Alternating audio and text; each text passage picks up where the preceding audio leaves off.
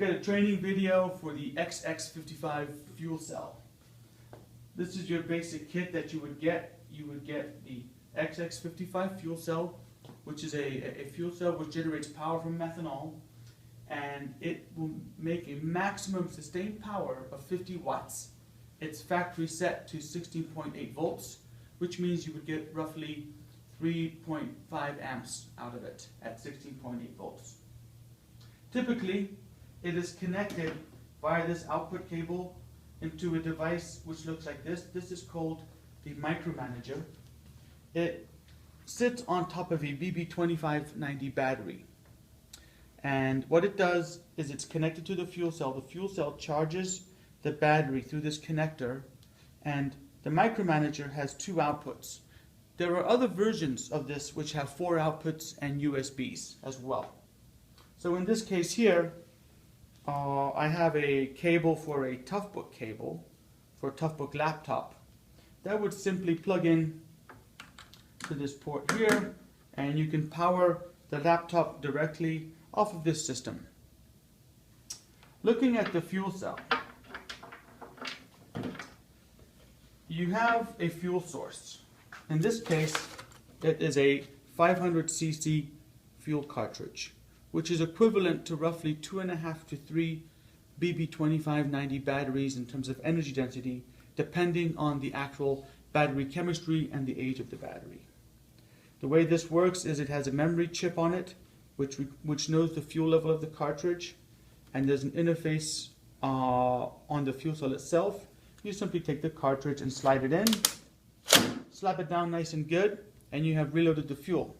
You can alternatively use what's called the XRT adapter, which is an extension hose with the same fuel interface on it, which connects to a larger fuel tank.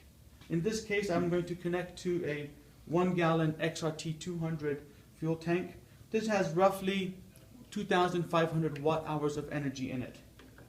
Simply slide it in, slap it down nice and tight, and connect the hose into the fuel right there. Looking at the actual fuel cell itself, there are various modes. In this particular case, looking at the LCD, it is in sleep mode, and it is monitoring the external battery. So it's looking at the external battery, which is the BB2590, which is at 16 volts, and it will turn on when the fuel cell reaches 14.2 volts. Please refer to the manual for more information on the various screens.